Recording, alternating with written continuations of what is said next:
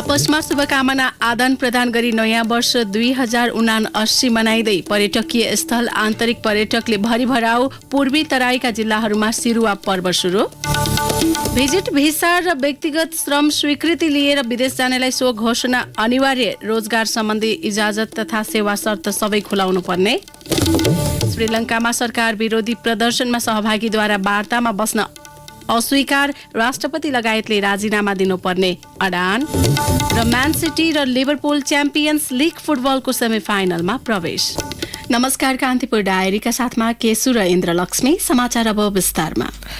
नयाँ वर्ष 2079 साल शुरू भएको छ। एक आपसमा शुभकामना आदान प्रदान गरी नयाँ वर्ष आज मनाइँदैछ। नयाँ वर्षको शुभकामना दिँदै राष्ट्रपति विद्यादेवी भण्डारीले आगामी 30 गते हुने स्थानीय तह निर्वाचनलाई सम्पन्न गर्नु सबैको जिम्मेवारी भएको बताउनु भएको छ। यस्तै उपराष्ट्रपति नन्दबहादुर पुनले पनि नयाँ वर्षसँगै देशमा आउने नयाँ जनप्रतिनिधिबाट विकासका थप काम हुने आशा व्यक्त गर्नुभएको छ। नयाँ वर्षको अवसरमा शुभकामना दिँदै उपराष्ट्रपति पुनले संविधानको पूर्ण पालना, राजनीतिक स्थायित्व कायम तथा शान्ति प्रक्रियाका बाँकी काम पूरा हुने विश्वास व्यक्त गर्नुभएको छ। नयाँ वर्षको शुभकामना दिँदै प्रधानमन्त्री शेरबहादुर देउवाले मुलुकको प्रतिष्ठा अभिवृद्धि गरेर समस्त नेपालीको जीवनलाई थप उन्नत र समृद्ध बनाउनु सर्वोपरि लक्ष्य भएको बताउनु भएको छ। विगतका वर्षको अनुभवलाई शिक्षाको रूपमा लिए नयाँ वर्षमा मेहनतका साथ अघि बढ्न पनि प्रधानमन्त्री देउवाले आह्वान गर्नुभएको छ। यसैबीच नयाँ वर्षको अवसरमा मुलुकका प्रमुख पर्यटकीय गन्तव्यमा आन्तरिक पर्यटकको घुइँचो लागेको छ। काठमाडौँ उपत्यकाका ठमेल, नगरकोट, ककनी, काभ्रेको धुलीखेल, पोखरा, चितवनको सौराहा लगायतका महत्वपूर्ण पर्यटकीय स्थलमा हिजोदेखि नै पर्यटकको चहल पहल बढेको हो। नयाँ वर्षमा हुने पर्यटकीय गतिविधि कोभिड-19 संक्रमणका कारण अघिल्लो 2 वर्ष ठप्प प्राय थियो। कोभिड संक्रमण मत्थर हुँदै गएपछि पछिल्लो समय आन्तरिक र बाहिरी पर्यटक बढ्न थालेको र नयाँ वर्षमा पर्यटन क्षेत्रमा रौनक सुरु भएको होटल संघहानका उपाध्यक्ष विनायक शाहले जानकारी दिनुभयो। पर्यटन क्षेत्र पुनः चलायमान हुन थालेपछि उद्योगी व्यवसायी उत्साही बनेका छन्। भारतबाट आउने पर्यटकको संख्या पछिल्लो समय उल्लेख्य रहेको उहाँको भनाइ छ।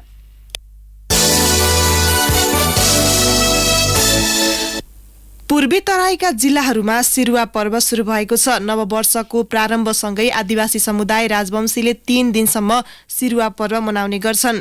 सिरुवाको पहिलो दिन आज पानी सिरुवा खेलिँदैछ। आफूभन्दा ठूलाको आशीर्वाद लिएर पानी सिरुवा खेल्न सुरु गर्ने चलन छ। आफूभन्दा ठूलासँग खुट्टा ढोगेर आशीर्वाद लिने चलन छ। सिरुवा पर्व राजवंशी समुदायको मुख्य चाड हो। सिरुवाको दोस्रो दिन काद सिरुवा खेलिन्छ। काद सिरुवाको दिन कुल देवताको पूजा गर्ने चलन छ। सो दिन राजवंशी महिलाहरूले बेलुकाको समयमा नजिकैको नदी तलाउमा गएर घाटो सरी पूजा गर्छन्। सिरुवाको तेस्रो तथा अन्तिम दिन रङ सिरुवा खेल्ने गरिन्छ। वर्षभरि जिन्दगी रङ्गीन बनुन्, खुसी सुख प्राप्त होस् भन्ने कामना गर्दै आपसमा रङ दलेर रङ सिरुवा खेल्ने चलन छ। पर्वमा मिठा मिठा परिकार खाने, सांस्कृतिक कार्यक्रमको आयोजना गर्ने तथा सिरुवा मेला घुम्न जाने चलन पनि छ। यस्तै मध्य तराईका सिराहा, सप्तरी, उदयपुर लगायत जिल्लामा आज जुर शीतल पर्व मनाइएको छ। पर्वका अवसरमा शीतलता प्रदानको कामना गर्दै ठूलाले सानाको शिरमा पानी राख्ने, रुख बिरुवामा पानी हाल्ने गरिन्छ। राष्ट्रपति विद्यादेवी भण्डारीले संविधान दिवस 2078 का अवसरमा घोषित विभिन्न विभूषण तथा मान पदवीबाट करिब 500 व्यक्तिहरूलाई मान पदवी तथा विभूषण प्रदान गर्नुभएको छ। गत असोज 3 गतेको संविधान दिवसका अवसरमा नेपाल सरकारको सिफारिसमा राष्ट्रपति भण्डारीबाट घोषित मध्ये नेपाल रत्न मान पदवीबाट पूर्व प्रधानमन्त्री स्वर्गीय कृष्ण प्रसाद भट्टराई, राष्ट्र गौरवबाट मन्त्री परिषदका पूर्व अध्यक्ष स्वर्गीय सुवर्ण शमशेर राणा र पूर्व प्रधानमन्त्री झलनाथ खनाल, महाउज्जवल राष्ट्रदीपबाट राजनीतिज्ञहरू स्वर्गीय तुलसीलाल अमात्य, स्वर्गीय मङ्गलादेवी सिंह, मोहन चन्द्र अधिकारी, प्रजातान्त्रिक योद्धा स्वर्गीय दुर्गानन्द झा, स्वर सम्राट स्वर्गीय नारायण गोपाललाई पनि मान पदवी प्रदान गरिएको हो। यस्तै सुप्रसिद्ध प्रबल जनसेवाश्रीबाट राजनीतिज्ञहरू प्रदीप नेपाल, स्वर्गीय पोस्ट बहादुर बोगटी, स्वर्गीय मार्शल जुलुम साख्य, उज्जवल कीर्तिमय राष्ट्रदीप विभूषण सर्वोच्च अदालतका न्यायाधीश विशम्बर प्रसाद श्रेष्ठलाई प्रदान गरिएको थियो।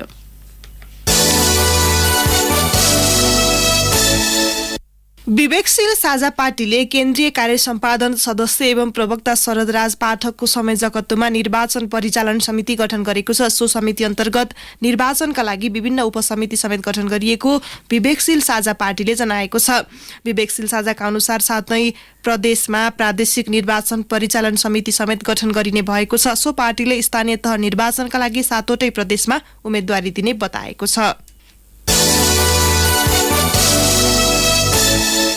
पूर्व पश्चिम राजमार्ग अन्तर्गत पूर्वी नवलपरासीमा सवारी दुर्घटना हुँदा 26 जना यात्रु घाइते भएका छन्। विनय त्रिवेणी गाउँपालिका 2 दाउन्नेमा यात्रुवाहक बस र ट्रक ठोकिएर दुर्घटना भएको हो। जिल्ला प्रहरी कार्यालय पूर्वी नवलपरासीका सूचना अधिकारी सन्तोष पाठकका अनुसार 3 जना गम्भीर घाइते भएका छन्। घाइते मध्ये 10 जनाको पुरानो मेडिकल कलेज भरतपुर र 16 जनाको मध्य बेन्दु जिल्ला अस्पताल कावासोतीमा उपचार भइरहेको छ। दुर्घटनामा परेका सवारी चालक प्रहरी नियन्त्रणमा छन्।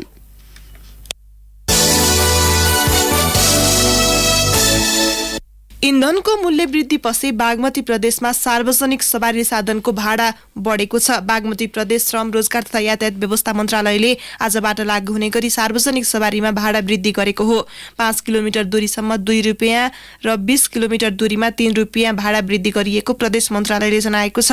भाडा समायोजनपछि सार्वजनिक सवारी साधनमा 5 किलोमिटरसम्मको दूरीका लागि न्यूनतम 20 रुपियाँ र 20 किलोमिटर माथिको दूरीका लागि 38 रुपियाँ भाडा शुल्क तोकिएको छ। यात्रुले नयाँ भाडा दर अनुसार 5 किलोमिटरसम्म 20 रुपियाँ, 10 किलोमिटरको 25 रुपियाँ, 15 किलोमिटरसम्मको 30 रुपियाँ, 20 किलोमिटरसम्मको 33 र 20 भन्दा माथि 38 रुपियाँ तिर्नुपर्नेछ। यस्तै ट्याक्सीमा प्रति 200 मिटरको भाडा 10 रुपियाँ तोकिएको छ। वैदेशिक रोजगार विभागले भिजिट भिसा तथा व्यक्तिगत श्रम स्वीकृति लिएर विदेश जान चाहनेलाई सो घोषणा अनिवार्य गरेको छ। भिजिट भिसामा गएकाहरू ठगिने, अलपत्र पर्ने, बढी रकम तिर्न बाध्य पारिने जस्ता प्रवृत्ति देखिएकोले सरकारले व्यक्तिगत श्रम स्वीकृतिमा सो घोषणा अनिवार्य गरेको हो। सो घोषणा अन्तर्गत निवेदकले राहदानी र प्रवेशाज्ञाको प्रतिलिपि तथा रोजगार सम्बन्धी सबै शर्त उल्लेख गर्नुपर्नेछ। तलब सम्बन्धी सम्झौता पत्रको प्रतिलिपि, रोजगारदाताको इजाजत पत्र, स्पोन्सरको परिचय पत्र पनि उपलब्ध गराउनु पर्ने हुनेछ। यस्तै रोजगारदाता कम्पनीको ट्रेड लाइसेन्सको प्रतिलिपि, संस्थामा जाने कामदारहरूले कम्पनीको विवरण र गन्तव्य मुलुकको सरकारले रोजगारदातालाई वा स्पोन्सरलाई दिएको स्वीकृति पत्र पनि उपलब्ध गराउनु पर्ने विभागले जनाएको छ। साउदी अरब, कतार, कुवेत र संयुक्त अरब एमिरेट्समा भने यो व्यवस्था पहिले नै कार्यान्वयन गरिएको थियो।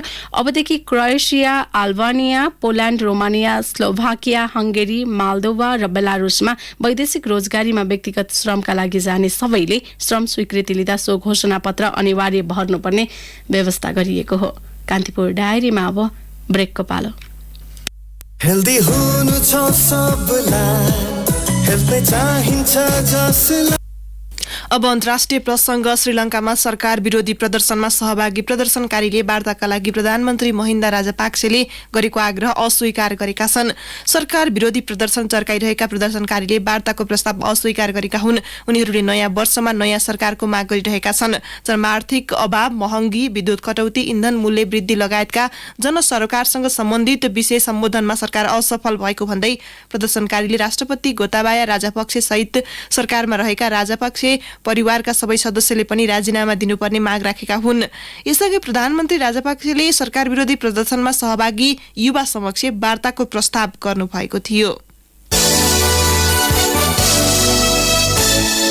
द्वन्द्वग्रस्त युक्रेनलाई 80 करोड डलर बराबरको थप सैन्य सहयोग पठाउने अमेरिकाले निर्णय गरेको छ। रुसी आक्रमण विरुद्ध युक्रेनी सेनालाई सहयोग गर्न सो सामग्री पठाउन लागि अमेरिकाले उल्लेख गरेको छ। छोटो दूरीका क्षेप्यास्त्र प्रणाली, बख्तरबन्द गाडी र हेलिकप्टर सहित उपलब्ध गराउने अमेरिकी रक्षा मन्त्रालयले उल्लेख गरेको छ। राष्ट्रपति जो बाइडेनले युक्रेनी समकक्षी भ्लादिमिर जेलेन्स्कीसँग टेलिफोन वार्तापछि अमेरिकाले सो सहयोग उपलब्ध गराएको अल जजिराले उल्लेख गरेको छ। रुसको आक्रमण विरुद्ध युक्रेनलाई अमेरिका सहित पश्चिमा मुलुकहरूले सुरक्षा सामग्री उपलब्ध गराउँदै आएका छन्।